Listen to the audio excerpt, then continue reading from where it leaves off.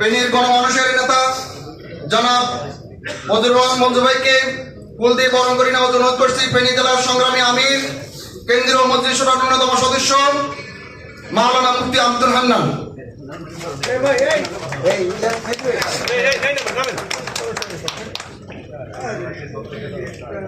আমরা ঢাকাবাসীর পক্ষ থেকে উল্টা আমি সাহেবের বরণ করে দিচ্ছি। আপনাদের সবাইকে বরণ করে নিলাম, আপনাদের সবাইকে বরণ করে নিলাম। সম্মানিত উপস্থিতি, এই পর্যায়ে আমাদের সম্মুখে আলোচনা পেশ করছেন যার আয়োজনে আজকের এই অনুষ্ঠান 10 দলীয় নির্বাচনী ঐক্যের মনোনীত প্রার্থী,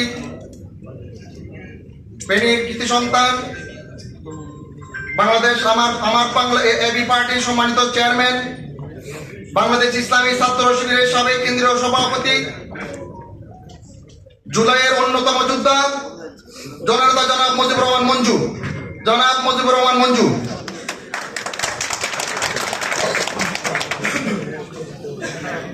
আসসালামু আলাইকুম। আমাদের অত্যন্ত প্রিয়জন, আমাদের ফেনীর সুখ দুঃখের সাথী ডাক্তার সৈয়দ আব্দুল মোহাম্মদ তাহের ভাই আমাদের মাঝে আসছেন, ওনাকে অনেক অভিনন্দন। আমি যেহেতু আগে বক্তৃতা দিয়ে ফেলেছি অর্ধেক, আমি আপনারা যে পরামর্শগুলো দিয়েছেন সেগুলো নিয়ে কিছু কথা বলবো।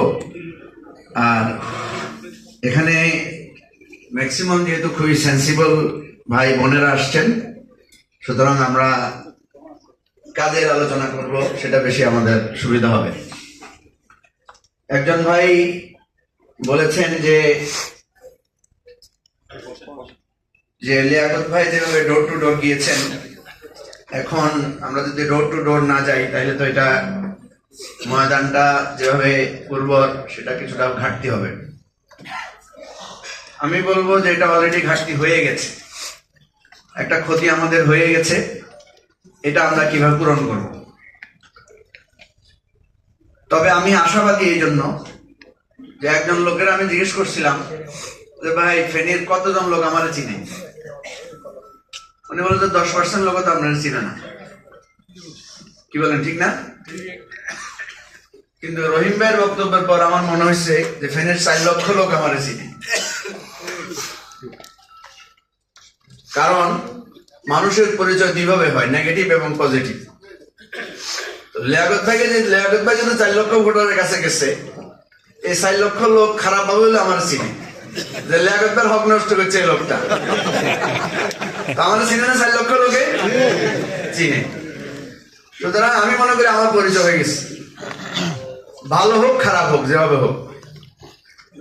এখন যারা ভালো জানে তারা এক গ্রুপ, আর যারা খারাপ জানে ওনাদের যদি আমি এই খারাপ জানাটা পরিবর্তন করতে পারি তাহলে তো আমার কাম শেষ। কি বলেন, কাজ শেষ কিনা? এই 4 লক্ষ লোকের উদ্দেশ্যে লিয়াকত ভাই যদি বলে যে মঞ্জু আমার নির্বাচনী কর্মী, সে 1996 সালে আমার নির্বাচনী কর্মী ছিল। আমাকে অনেকে বলে আপনাদের ফেনীতে চিনে কম, ওর জন্য কয় আপনার বাড়ি 14 গ্রাম। কি বলেন, বলে না অনেকে? এই দোষটা কার? এই যে এখানে প্রধান অতিথি বসে রয়েছে, ওনার দোষ। স্বীকার করেননি আপনারা? অনেকে আছেন এটা স্বীকার করেন। আমি কি জন্য কইছি এটা বুঝি ফেলছিলাম। এই যে আমাদের ওমর ফারুক, আমার নাম ওমর ফারুক না? ওমর ফারুক, হেরে ফেনীর লোকে বেশি চিনে না, হের বাড়ি লাঙ্গলগড়ের লোকেরা বেশি চিনে, ফেনীর লোকেরা বেশি চিনে। তা না আরো 14 গ্রামের লোকেরা বেশি চিনে। এটা কি আমার দোষ না তাহের ভাইয়ের দোষ? তাহের ভাই প্রত্যেকটা নির্বাচনে আমার দায়িত্ব ছিল, ওনার অঞ্চলে দায়িত্ব পালন করেছি। এবং আমাদের ফেনীর অনেক ভাইয়েরা, বিশেষ করে মালিক ভাই, আপনারা তো গুপ্ত বলেন, মালিক বলে একটা গুপ্ত লোক। কি মালিক ভাই ঠিক আছেন? উনি একজন গুপ্ত লোক, কারণ 14 গ্রাম নির্বাচনের অত্যন্ত গুরুত্বপূর্ণ দায়িত্ব পালন করেছেন উনি, অন্তত আমার চোখে দেখা 2 বার। কিন্তু ওনাকে কেউ চিনে না, ওনার সম্পর্কে কেউ জানে না। আসল অফিস পুরাটাই ওনার নিয়ন্ত্রণে ছিল, ওনার তত্ত্বাবধানে ছিল। আমরা একসাথে কাজ করেছি। তা আমি যেটা বলছি যে যে কোনো একটা নেগেটিভ জিনিস, যে কোনো একটা উইকনেস, যে কোনো একটা থ্রেটকে আমরা যদি স্ট্রেংথে কনভার্ট করে ফেলতে পারি, তাহলে এটা হচ্ছে একটা বিরাট একটা বিজয়। আমাকে আব্দুল হান্নান ভাই অন্তত গত এই 15-20 দিনে প্রতিদিন অন্তত 3-4 বার ফোন করছেন। তার মধ্যে একটা বারবার বলছেন, আপনি একটু ধৈর্য ধরেন, আপনি মন খারাপ করেন না। কারণ বিভিন্ন রকমের কথা, বিভিন্ন রকমের অভিমান সূচক কথা আমার সম্পর্কে হয়েছে। আমি বলছি আমি তো খুব আনন্দিত, আমি ব্যথিত না। কেন? কারণ নির্বাচনের প্রচার প্রচারণা বন্ধ, কিন্তু আমার নিয়ে এত আলোচনা হয়েছে যে আমার প্রচার প্রচারণা ব্যাপকভাবে হয়ে গেছে। এটার কারণে নির্বাচন কমিশন দেখতেও হারানো, কিন্তু ব্যাপক প্রচার হয়ে গেছে। আমি যেটা বলছি যে আমরা যদি লিয়াকত ভাইকে নিয়ে মাঠে নামতে পারি, যেতে পারি, তাহলে ইনশাল্লাহ যেই গ্যাপটা আছে, আপনারা যারা পরামর্শ দিয়েছেন আমি এটা মাথা পেতে নিলাম।